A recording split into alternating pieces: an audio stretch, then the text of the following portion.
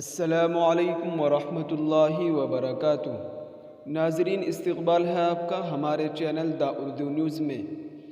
دارالعلوم دیوبند کے محتمم و شیخ الحدیث مولانا مفتی ابوالقاسم نعمانی نے اپنے ایک خطاب میں فلسطین کے مسلمانوں کو مظلوم و بے بس اور قابل رحم، جبکہ اسرائیل اور اس کی سرپرست مغربی طاقتوں کو ظالم و جابر اور دشمن اسلام قرار دیا، نیز مسجد اقصی کی عظمت و اہمیت پر روشنی ڈالی۔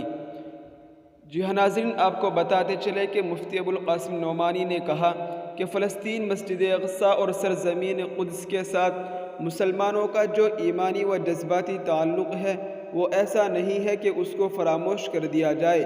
مسجد اقصی کے سلسلے میں قرآن پاک میں اللہ تعالیٰ نے مستقل آیتیں نازل فرمائی ہیں، جیسے ترجمہ پاک ہے: وہ ذات جو اپنے بندے کو رات ہی رات میں مسجد حرام سے مسجد اقصی تک لے گئی، جس کے آس پاس ہم نے برکت دے رکھی ہے تاکہ ہم اسے اپنی قدرت کے بعض نمونے دکھائیں۔ یقیناً اللہ تعالیٰ ہی خوب سننے دیکھنے والا ہے۔ انہوں نے کہا کہ اس آیت میں مسجد اقصی کا ذکر ہے، نیز مسجد اقصی کے ماحول اور ارد گرد کی زمین کے مبارک ہونے کا تذکرہ ہے۔ آیت کا اصل مقصد تو نبی کریم صلی اللہ علیہ وسلم کے سفر اسراء اور سفر معراج کو بیان فرمانا ہے، لیکن اسی کے ضمن میں اگلی آیات کے اندر یہودیوں اور بنی اسرائیل کے عروج و زوال کی داستانیں بھی بیان کی گئی ہیں۔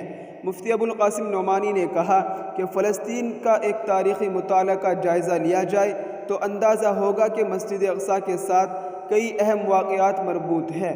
یہ نبی کریم کے سفر معراج کی پہلی منزل ہے۔ معراج کے موقع پر مکہ مکرمہ سے آپ مسجد اقصی تشریف لے گئے، پھر وہاں سے آپ کو آسمانوں کی سیر کرائی گئی۔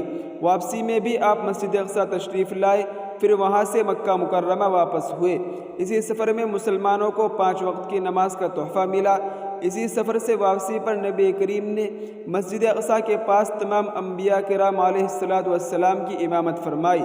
مسجد اقصی سے تعلق کی ایک وجہ یہ بھی ہے کہ مسلمانوں کا قبلہ اول رہا۔ جی ہاں ناظرین، آگے مولانا نعمانی نے کہا کہ مسجد اقصی اور سرزمین فلسطین متعدد انبیاء کرام علیہ السلام کی قیام گاہ اور ان کا مدفن ہے۔ وہاں کی مسجد حضرت سلیمان اور حضرت داؤد علیہ السلام کے ذریعے تعمیر کی گئی ہے، اس لیے مسلمانوں کا جو تعلق سرزمین فلسطین سے، وہاں کے باشندوں سے اور مسجد اقصی سے ہے، وہ انتہائی جذباتی قسم کا گہرا قلبی تعلق ہے۔ آج یورپ کی سازش کی بنا پر عین قلب عرب کے اندر جو اسرائیل کی شکل میں خنجر گھونپا گیا ہے، اس کی ٹیس اس وقت سے لے کر آج تک پورا عالم اسلام محسوس کر رہا ہے۔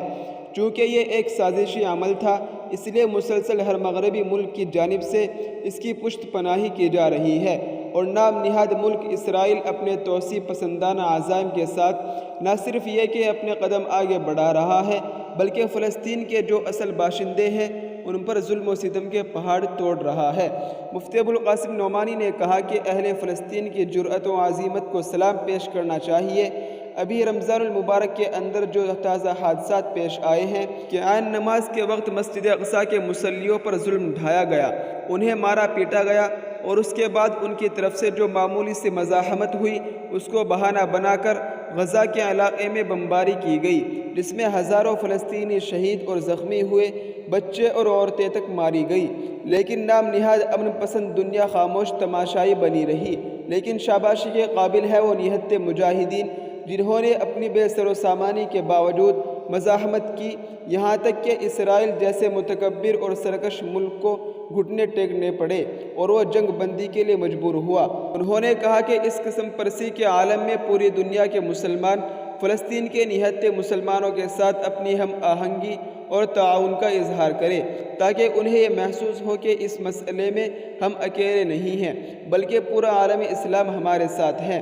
انہوں نے کہا کہ آج کی دنیا رائے عامہ کی بنیاد پر فیصلہ کرنے کی عادی ہے، اس لیے تمام دنیا کے مسلمان اور خاص طور پر بر صغیر اور خصوصاً ہندوستان کے مسلمان فلسطین اور اہل فلسطین کی حمایت میں اپنی آواز کو بلند کرے اور عالمی ضمیر کو جھنجھوڑنے کی کوشش کرے۔ جی ہاں ناظرین، حضرت مولانا نعمانی نے آگے فرمایا کہ وہ مغربی ممالک UN وہ سلامتی کونسل جو اپنے من مانے مقاصد کے لیے خود ساختہ مسائل کے آشتی کا ڈنڈورا پیٹتے ہیں، جہاں چاہتے ہیں وہاں کے لوگوں پر اپنے فیصلے مسلط کر دیتے ہیں۔ ان کی نگاہوں کے سامنے فلسطینی مسلمانوں اور وہاں کے باشندوں پر ظلم ہو رہا ہے، لیکن ان کے کانوں پر جوں تک نہیں رینگتی۔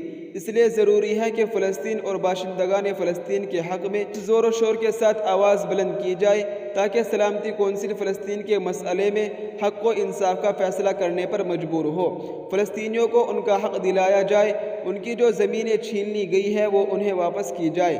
نیز اسرائیل اور اس کے آقاؤں کی طرف سے جو اقدامات ہو رہے ہیں ان پر بندش قائم کی جائے۔ اسی کے ساتھ ساتھ ہم سب کے سب مل کر بارگاہ الہی میں دعا بھی کریں کہ اللہ تعالیٰ قدس کے باشندوں کی حفاظت فرمائے، انہیں ان کا چھینا ہوا وقار واپس دلائے، مسجد اقصیٰ کو یہودیوں کے نرغے سے نکلنے کے اسباب پیدا فرمائے۔